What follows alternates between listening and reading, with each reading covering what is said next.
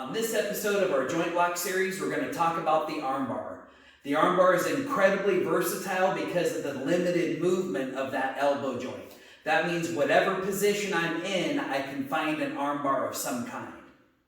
Basically, what I need to do in armbar is to be able to isolate the wrist, and then I want to go against the elbow. So his elbow bends this way. When it's pointed up, I want to push against it here. That's why in Hapkido, they normally get that armbar from an inside wrist lock because it puts that elbow in a very sweet spot to be able to apply it.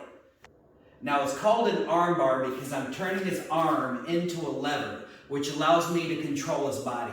Makes it incredibly useful in the law enforcement field because I can use that to control him into an opponent or into a foreign obstacle. I can also use it to control him to the ground where he's less of a threat to me. And then I can get over here and look, there's another armbar. The other way the armbar can be applied besides controlling the person is I can actually dislocate the joint. A lot of people say break the elbow, and really you're not breaking the elbow, you're dislocating it. The first way I learned how to do this was from Kung Fu. They throw a punch, and I'm combining this block behind the elbow, this sweet spot right here, along with an inside control that actually dislocates the elbow at the end of his punch. Especially if he doesn't know how to punch and he's locking that elbow out, that makes that very effective. Same thing from this armbar that I was showing earlier. I can use that to control him, or if I step in and strike that elbow with enough power, I can actually dislocate it. If he had a knife or a weapon in this hand, I would send a shock that would immediately make him drop that.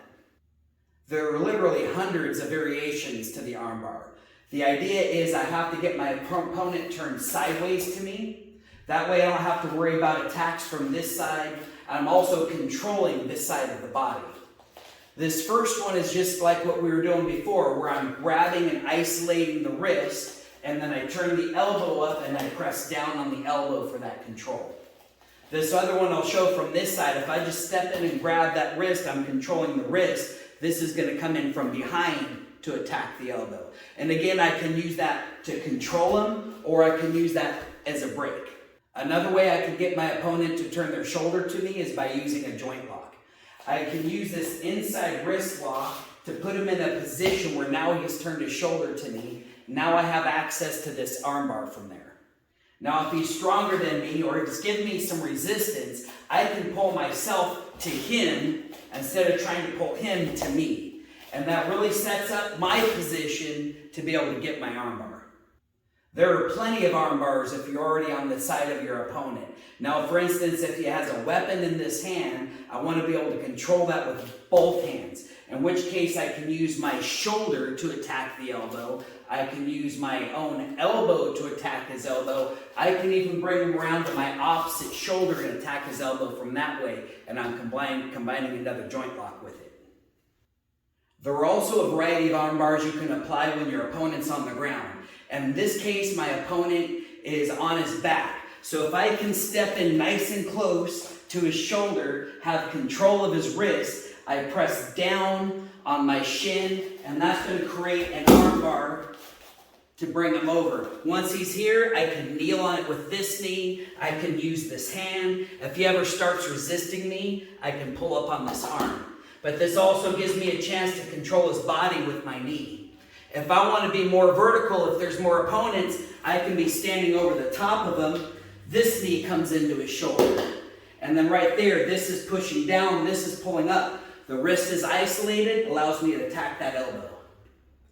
If we both gone to the ground and I've ended up in this position, I'm going to try to get an armbar. If he's trying to push me or if he's trying to punch me, he's presenting that elbow. Especially off of a push, I just want to control this wrist. I get this foot up behind his shoulder to help control that arm, and then I'm going to step around his head and sit backwards. The key to this is this foot.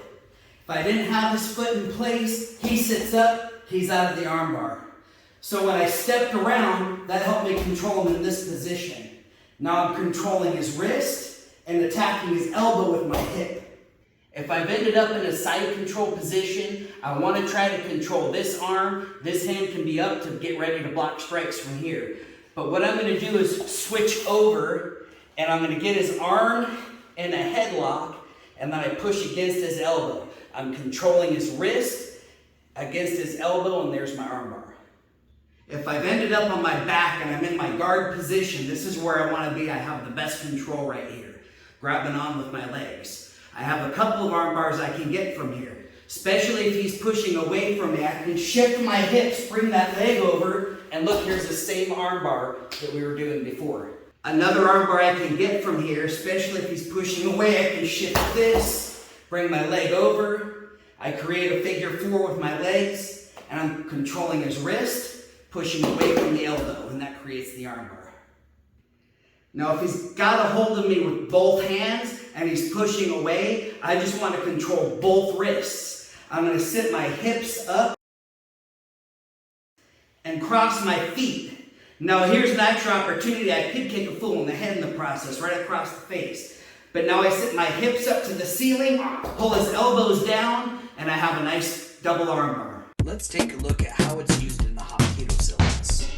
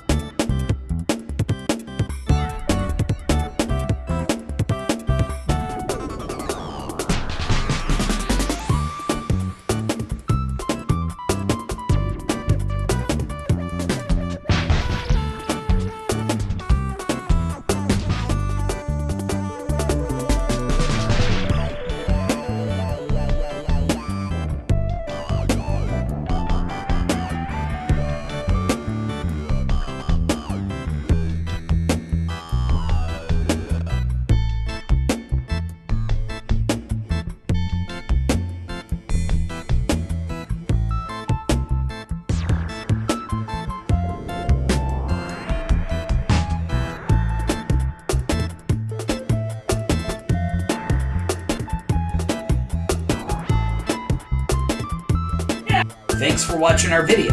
If you enjoyed it, like it, and make sure to share that with a friend. Click the subscribe button and then hit that notification bell so you can catch our next exciting video.